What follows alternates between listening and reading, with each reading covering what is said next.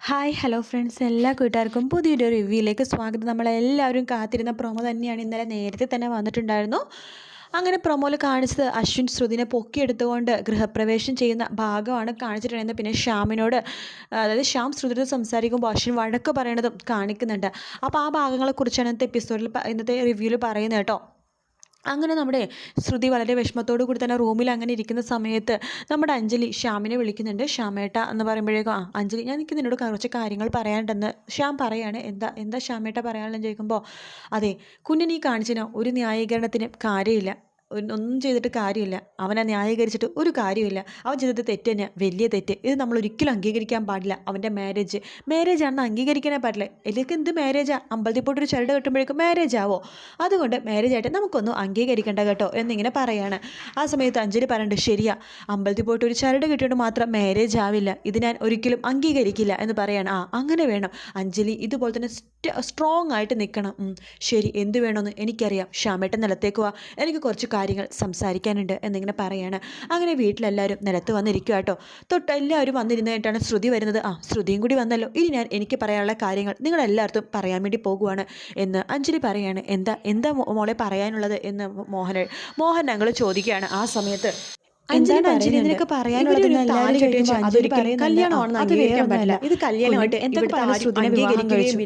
എന്ന് പറയുമ്പോൾ ശ്രുതി ആകെ അംഗീകരിക്കില്ല. അശ്വിൻ ചേച്ചി, അത് പിന്നെന്ന് പറയുമ്പോൾ നീ ഒന്നും മിണ്ടാതിരിക്കെ, ഞാൻ പറഞ്ഞത് പൂർത്തിയാക്കട്ടെ.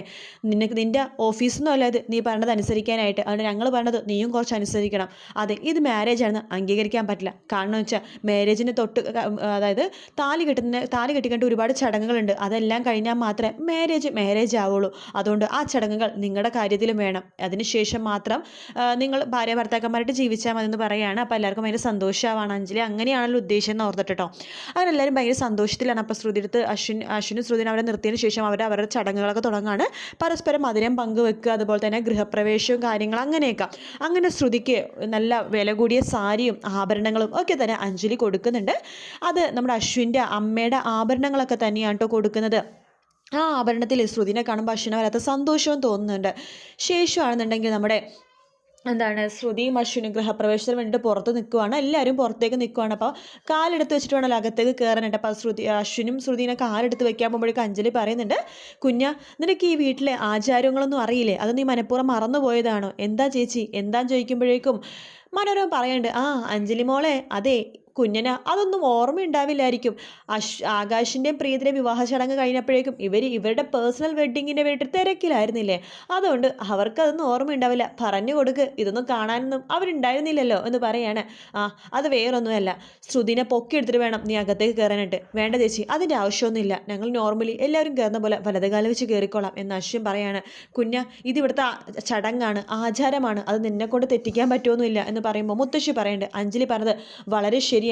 ഇവിടെ കല്യാണം കഴിഞ്ഞാൽ ഭാര്യനെ പൊക്കിയെടുത്തിട്ട് ഭർത്താക്കന്മാരാണ് അകത്തേക്ക് കയറുന്നത്. ബാക്കിയുള്ളടത്ത് എന്തോ ആയിക്കോട്ടെ, ഇവിടുത്തെ ചടങ്ങുകൾ നിങ്ങൾക്ക് വേണ്ടി തെറ്റിക്കാൻ പറ്റുമൊന്നുമില്ല എന്ന് മുത്തശ്ശിയും പറയാണ്.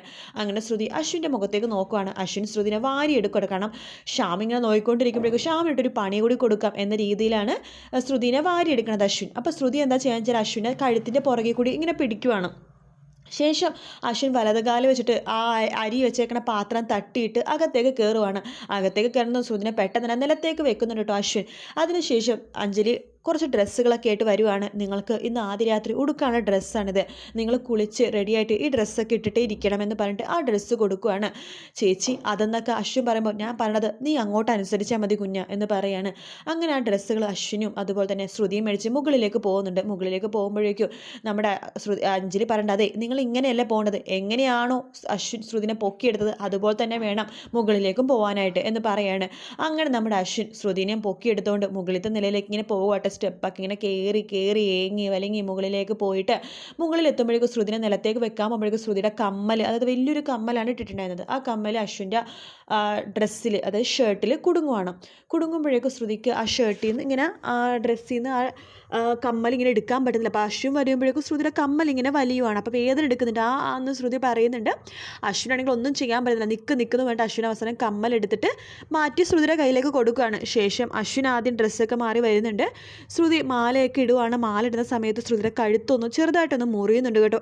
എന്ന് പറഞ്ഞിട്ട് ശ്രുതി ഒച്ച ഉണ്ടാക്കുമ്പോഴേക്കും അശ്വിൻ്റെ ശ്രുതി അടുത്ത് വന്ന് ചോദിക്കണമെന്നുണ്ട്, മുറിവ് എങ്ങനെയുണ്ടെന്നൊക്കെ നോക്കണമെന്നുണ്ട്. പക്ഷേ അശ്വിൻ്റെ ആ ഒരു ഇത് മനസ്സിൽ നിന്ന് പോവാത്തതുകൊണ്ട് ആ ഒരു ചെറിയൊരു അകൽച്ച ശ്രുതി എടുത്ത് കാണിക്കുവാണ്.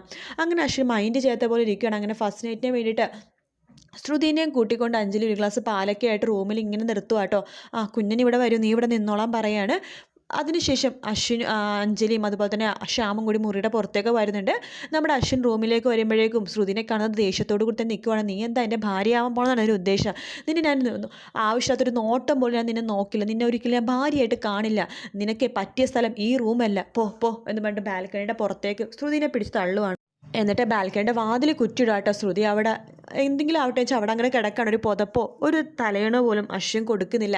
പെട്ടെന്നാണ് അശ്വിൻ ആ കാര്യം ഓർമ്മ വരുന്നത്. മുമ്പ് ഒരു കാട്ടിൽ അകപ്പെട്ടു പോയപ്പോഴേക്കും ശ്രുതി ഇതുപോലെ തന്നെ അശ്വിൻ കട്ടിലേക്ക് കിടത്താണ്ട് നിലത്തിരുത്തിയപ്പോഴേക്കും ശ്രുതി പനിച്ച് വിറച്ച് ഇങ്ങനെ വിറവൽ വന്നിരുന്നില്ലേ, ആ ഒരു അവസ്ഥ അശ്വിൻ പെട്ടെന്ന് ആലോചിച്ച് പോകുകയാണ്. അതുപോലെ എങ്ങാനും ആകോ എന്ന രീതിയിൽ അശ്വിൻ പതുക്കെ ഇടയ്ക്കിടയ്ക്ക് ഇങ്ങനെ നോക്കും കേട്ടോ.